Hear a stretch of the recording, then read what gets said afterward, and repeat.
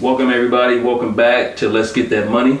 Today I am here with a mortgage guy. I'm going to let him introduce himself and tell everybody what he does. Again, if you haven't been here before, I am James Pittman and this is... My name is Andy Deitchel. I'm with Union Home Mortgage. I'm basically a mortgage loan officer. We do residential financing, 1 to 4 units for primary or investment property. And we just help people find the right mortgage for their situation. Okay. That actually answered the first question I had, which is, what do you do? Yeah. I guess my next follow-up question is, how long have you been in this line of work? Well, I've been doing mortgages for 35 years. When I first started out in the mortgage business, it was what was exciting about the business was it was sort of kind of like working a jigsaw puzzle for a lot of people. You had people that had problems that wanted to get into a house, and you had to figure out how to make them qualify, make the transaction work for them. It's sort of evolved into today's world where it's a lot more technical in terms of, the automated underwriting, things of that nature. So a little less problem solving than what was when I originally got started, but it still, for a lot of people, there are issues that need to be resolved. So that's really where I get into the meat of the situation. Okay, I might come back and ask a follow-up on the issues thing there, because I don't know if I even had that on there. But okay, question like, what sets you apart from any other business or person that does what you do? Well, I mean, I think the biggest thing, we just sort of touched on it, right? I mean, a lot of people are very transactional in this business, and that a person steps forward and says, I want to buy a house, and a lot of companies will say, sorry, you don't qualify. Whereas me and my team, we work for a way to go ahead and show you how to buy, right? We're never going to tell you, no, you cannot buy a home. What we're going to do is we're going to show you the steps that you need to take if you don't qualify today. So it's not no, it's just when.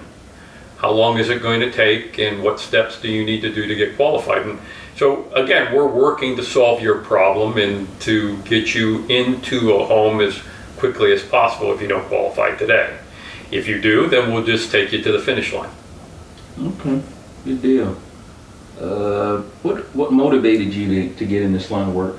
Well, I mean, it's really funny because before I got into the mortgage business, I worked in the pharmaceutical industry. I was a pharmaceutical rep, and I found that it just didn't suit my particular skills. I'm a pretty analytical person, and I'm great with numbers, and I'm a problem solver, and so that's what attracted me to the business. I had a former coworker that had jumped into the mortgage business, and kind of just led me to go that direction too. Okay, you say numbers. Like, did you take a lot of math in school, or just? I did take a lot of math in school, but again, it's probably just because it was a basic strength of mine. This is, I mean, the numbers in the mortgage industry are really about making things fit. So you don't have to be a mathematical wizard to do mortgages, but having skill with numbers will help you solve problems. Okay. What's the worst thing about being in your type of business, and what's the best thing? Well, as far as the worst thing is that I take real ownership in everybody that I work with. And so there is potentially a lot of stress in this business because you work so hard to go ahead and make the transaction work, close, let them get the house that they want.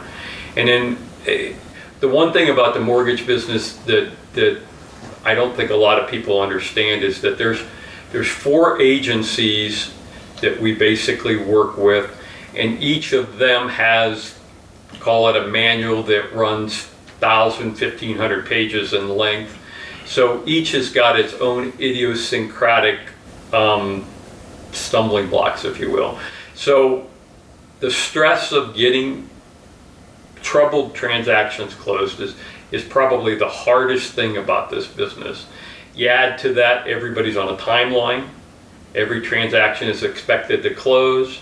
People that are buying are moving from an existing place. So, I mean, these timelines are real, which again adds to the stress. So it's a very stressful job. I mean, the best part though is that there's a lot of freedom to it. I mean, you pretty much make your own day.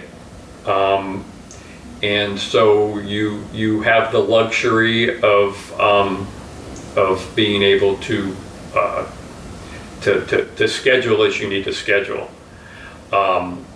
It can be a very lucrative business as well. You can make money doing this if you're successful. So I mean, those are the good parts to it. Plus, you get a great feeling of satisfaction when somebody actually does close that has struggled to reach their home ownership dream. Okay, you mentioned something. Is there a quota that you have to meet? No, there's no.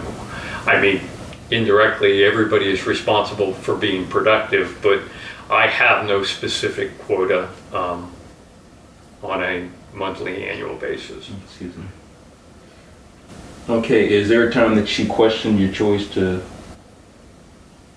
do Sure. I mean, when I first started in this business, let me back up first and say, you know, I've been doing this for 35 years, Okay. and of that 35, 30 of it's probably been a love affair, right? I mean, business has been great, opportunities are great, the people I worked with have been great, but when I first started, of course, anytime you enter into a business of this nature, so much of it is referral generated. Okay. And when you're relying on referrals and you know nobody in the business, well, I mean, it's all 100% commission business. So what ends up happening is you're not making any money. So you're struggling to go ahead and survive. And it's important to go back to what I originally said when I said I started in the pharmaceutical industry. Well, in the pharmaceutical industry, I was making, you know, very good money, and in effect for my first 2 years I took a 50% pay cut to come into this business. So that was a pretty difficult time until I really got my business off the ground and moving. Back then, well, 35 years ago, I mean, the internet didn't even exist, right? So it was pretty much face-to-face, cold calls, trying to go ahead and generate a base of referrals. What ended up happening for me, though, is as people saw my sincerity and my true desire to get people into homes, and the fact that I delivered on the commitments that I made, my business blossomed, and ever since it's been really great. So you really stepped out there to go from making pretty decent money to... I was, yeah. I mean, like I said, I took a significant pay cut to go ahead and get into this business. So you had a pretty good idea that you can make it work, I'm assuming, to do that.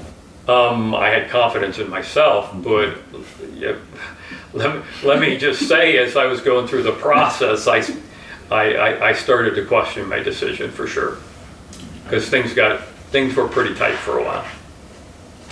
Okay.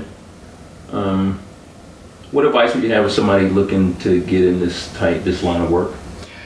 Well, you know, the business has changed so dramatically from 1988 to today in terms of the marketing that people do. I mean, today's world is very much social media. It's it has changed so dramatically. So I would say be comfortable with that today. Be comfortable with numbers. Always honor the commitments that you make to people.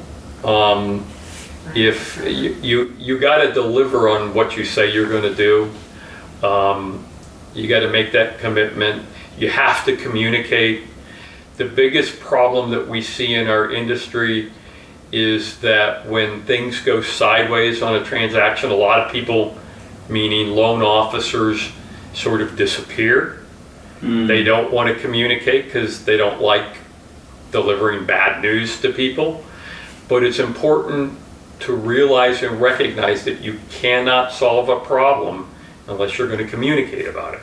We have to talk, meaning whether it's me and the realtor that's representing the buyer, or it's the buyer themselves, but we have to have candid conversations when things go wrong, so that we can work to solve those problems. So, I mean, communication is going to be a huge skill that you have to be committed to. I had a boss that used to say, bad news doesn't get better with age, and it doesn't. Bad news gets more difficult as you get further into the process because you have less time to solve the problem. You know what, I'm gonna back up just something you mentioned on the last question was that it was a commission based. So is that across the board commission based, or is there anyone that has like hourly, or it's all commission based? You mean as a loan officer? Yes. Everybody is commission based as a loan officer. It has been that way every place that I've worked for the last 30 plus years. When I originally started, there was a small stipend for 90 days. Okay. But it's truly 100% commission. Okay. Next question, retirement. Is there any kind of retirement setup, or you have to manage your own retirement? Well, I mean, there's no pension. Okay. The company provides the opportunity to participate in a 401k program. 401k being basically a savings program that you can do tax deferred from your income. There's a company match with that. So, I mean, they'll contribute, you contribute.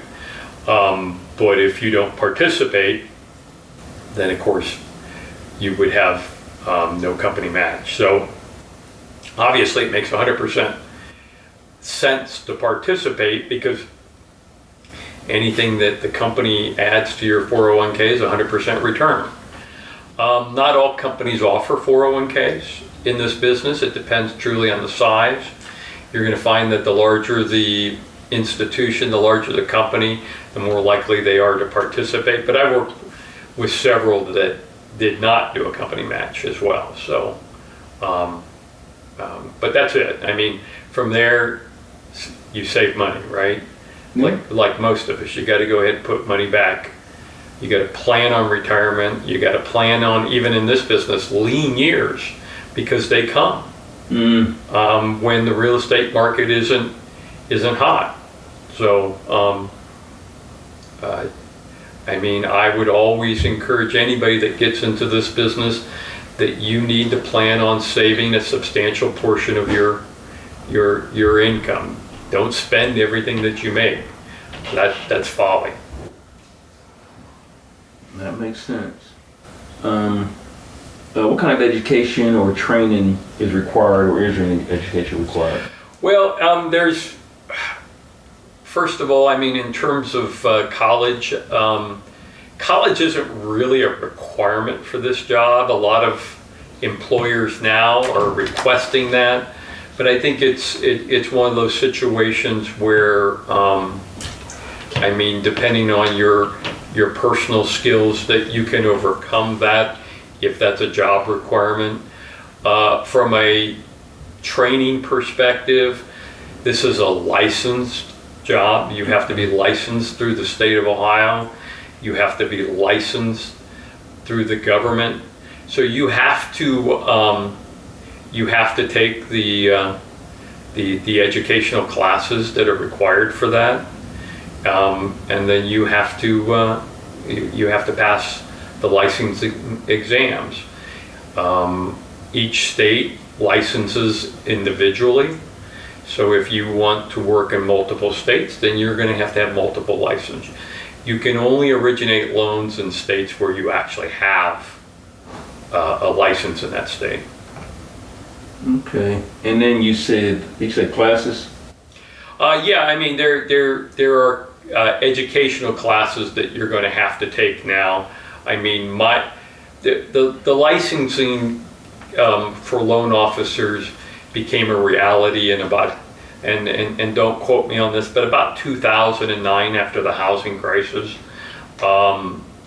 Prior to that, you weren't required to be licensed. So I was grandfathered into where I didn't have to take any classes, but in today's world, I'm not exactly sure what the hours are, 20 or 30 hours of continuing ed that you have to take pre-licensing before you can do that, before you can actually take the test. Okay, and then one more question on that. So if somebody wanted to find out where they could take these classes at, is there any, or would they just Google licensing? Yeah, I mean, I think you could Google. I think like Hondros offers this education, but I think, again, with the internet and with Zoom, I think you can do a lot of it over the internet through your computer. Thank you for watching. This is the end of part 1. Don't forget to like and subscribe. Thank you.